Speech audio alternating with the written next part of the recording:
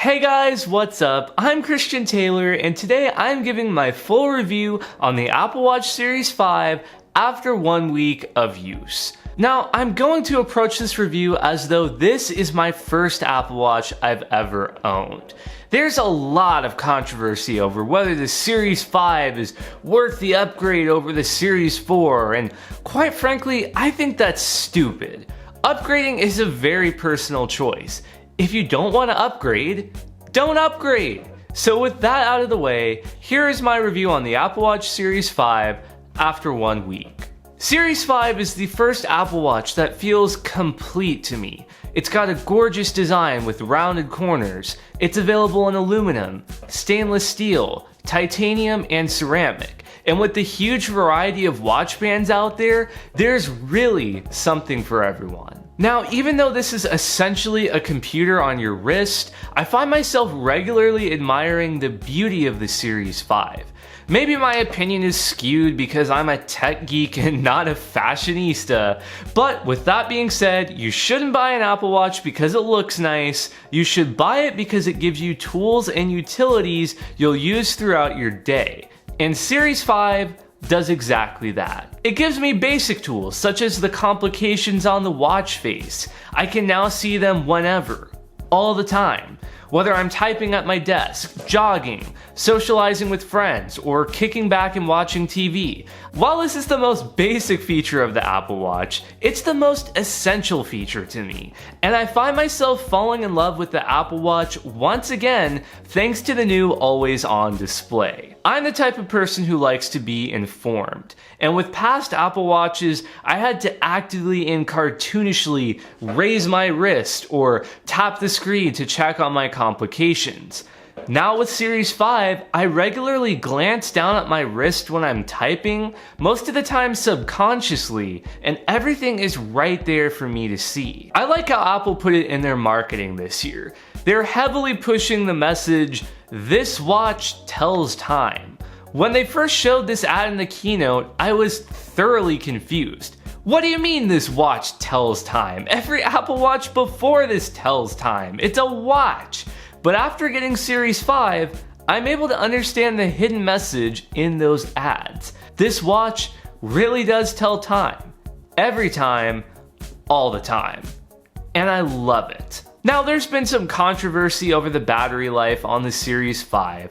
Apple claimed that you'll get the same 18-hour battery life of the Series 4, and many people were skeptical of that claim. And many people have been complaining that the battery life isn't as good. To be honest, I think people are just whining, and this is ridiculous. I've been ending my day with 40 to 60% battery life, which is basically the same battery life I got on my Series 4. That's perfectly good battery life in my book. Now, sure, if you're using the cellular capability or if you're trying to get 2 days out of your watch instead of 1, your battery life will be slightly worse if you keep the always-on display enabled. But you could just disable it, and if you like it enough to keep it enabled, well, there's no perfect solution here. I mean, Apple went above and beyond to optimize always-on display to not drain the battery, and I think they did a great job. It works well for me. I just charge my Apple Watch overnight. I don't really do sleep tracking or any of the stuff like that. I've never done that for long periods of time, even with my Series 4. So the battery life is more than capable for me. But again, if the battery life bothers you, I would just disable the always-on display, but it's really been fine for me. Now, there is one thing about the Series 5 that seriously bothers me, and that's the lack of a processor upgrade. There's a lot of deception happening with Apple's marketing this year. They talk about how Series 5 has a new S5 chip, where the Series 4 had the S4 chip. So I think everyone's assuming that Series 5 is faster than Series 4. But here's the thing. The Apple Watch functions using a system in package. And this is what they're naming the S5 or S4. A system in package is basically an entire computer module put together in a small metal enclosure that connects to the battery, sensors, and display. So here's what Apple did this year. They added a compass and they changed the storage from 16 to 32 gigabytes.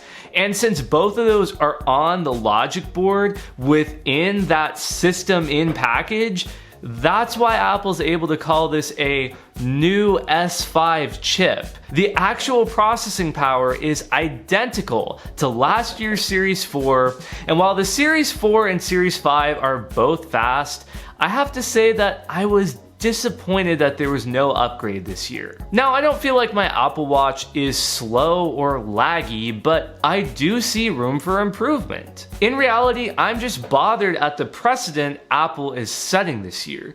The Apple Watch is so far ahead of every other smartwatch on the market that Apple isn't adding a speed bump because they don't have to. Could they have put in a faster processor? Absolutely, but designing dedicated wearable processors is extremely expensive, and Apple is really the only company making processors for wearables. Since there's no pressure from the competition, Apple slacked off this year simply because they could.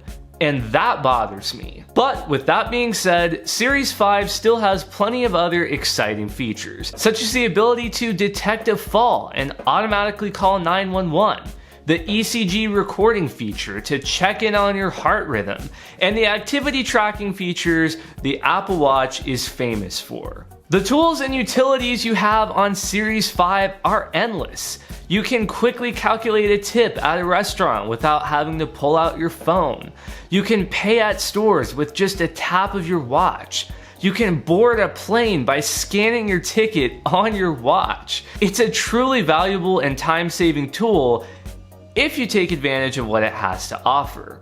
But that's the thing about the Apple Watch. You have to be the type of person who will want to and remember to utilize these features. I think a lot of us are so used to using our phone for everything that we like the idea of an Apple Watch, but we are still pulling out our phone to calculate a tip at a restaurant or respond to a text message. There's no denying the Apple Watch is amazing for tracking workouts, and that's something your phone isn't able to do.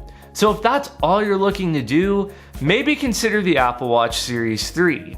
It's available at a new low price of $199, and it can do basic workout tracking and heart rate monitoring easily. The Apple Watch Series 5 is the deluxe Apple Watch.